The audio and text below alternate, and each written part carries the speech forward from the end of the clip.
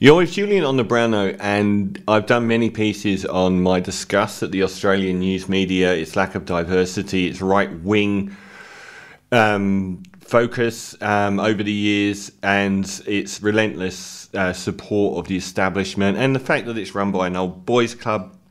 But over the last 2 weeks, the Murdoch Press and 2GB and all of the right-wing acolytes, absolute pile-on of Brittany Higgins has been one of the most disgraceful in Australian media history, for no reason as well.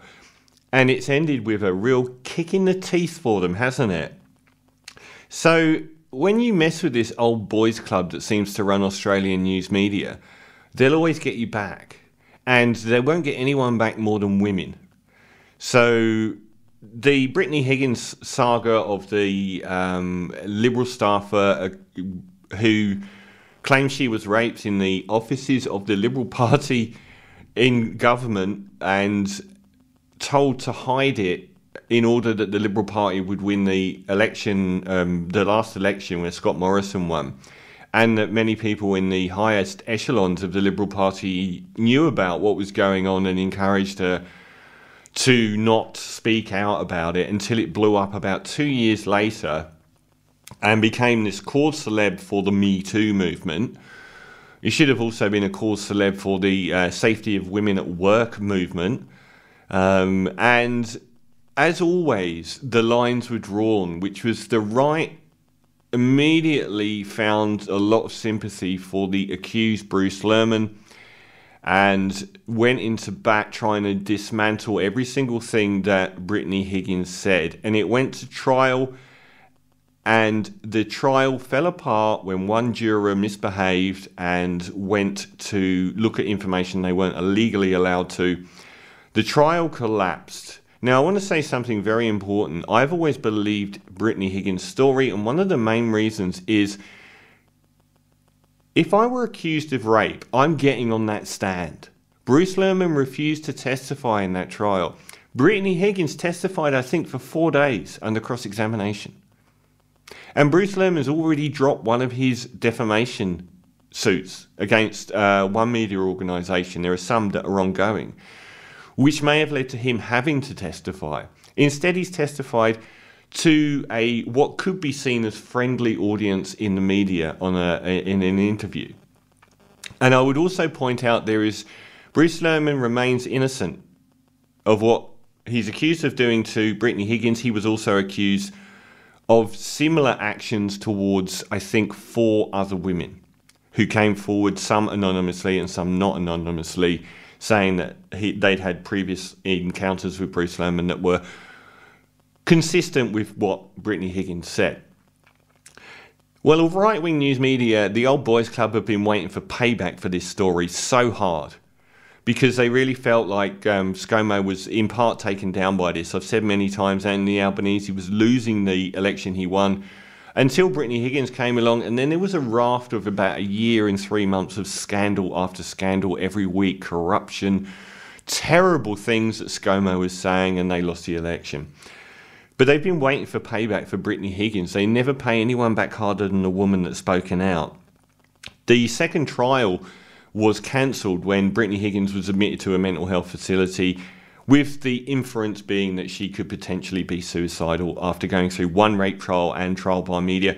If you've seen the way that people have said, why didn't Brittany Higgins come out at the time? She did. She went to the police in the days after the alleged attack. She went to her employer in the days after the alleged attack. She went to colleagues in the days after the alleged attack and told the same consistent story about what happened, which is one of the reasons why I believe her truthfulness. Because those are elements that are consistent with somebody that has been a victim of a crime. And she cancelled the police investigation and never went back until it blew up in the media, and then she went for it. But why would anyone, like people say, why didn't she come forward? She came forward at the time and then she hid it because she was worried about what would happen to her. And the Australian right-wing news media have shown that to be absolutely an accurate position, because they have done nothing but try and tear her to pieces ever since. And these last 2 weeks have been some of the most sickening I've ever seen. Bruce Lerman could be innocent, but they don't know that he's innocent. But they have lionized him as this cool celeb hero. They've turned him into this hero. So they've been 2 weeks into this pile-on, and they don't care about the real story, which is whether you believe Brittany Higgins or not. There was an allegation of rape that was swept under the carpet, and it's likely that senior Liberal people did so. That is the story here. Even apart from whether you think that Brittany Higgins was or was not raped, the point is there was an allegation, and a lot of senior people in the Liberal Party lied about when they knew about it. They said that they only found out 2 years later. It is impossible that an alleged rape in the offices of the Liberal Party in a minister's office wasn't related to the senior people in that company, the bosses. Of course it was. And they lied about it. That's the story. Instead, they have been focusing on when people like Labour knew about it. How corrupt and how warped are you that you pursue Labour over when they knew about it and what they did with the information, but you don't go after Scott Morrison and all the ministers involved? Well, it's blown up in their face, hasn't it? Because it's... Last week we got Lydia Thorpe, another person that has been relentlessly attacked by the Old Boys Club of the Australian news media, came out and accused David Van, a Liberal senator, of sexual harassment. Well, of course they all piled on to say that she's notorious for her bad behaviour and controversy and no one should believe her. And within 24 hours, a white woman came forward and accused him of the same, and today he's quit the Liberal Party. Not a good look, is it? So Lydia Thorpe raised allegations against Van in the Senate last Wednesday, which she withdrew later that evening. Thorpe gave a fuller statement alleging she was followed and inappropriately touched by David Van.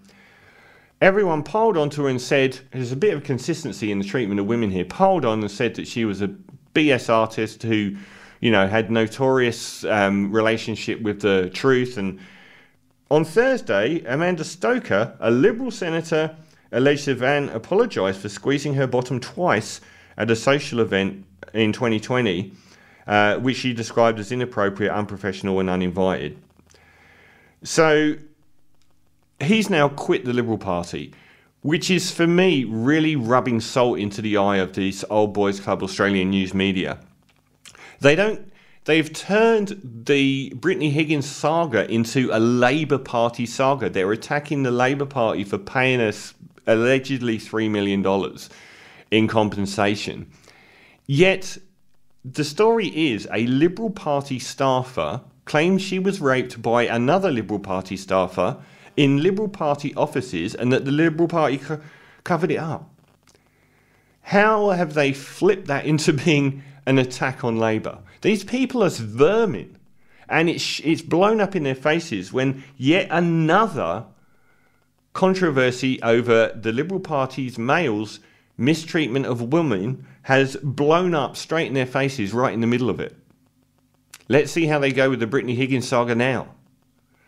We say that the Liberal Party has a problem with women. The Australian Old Boys Club news media has a problem with women.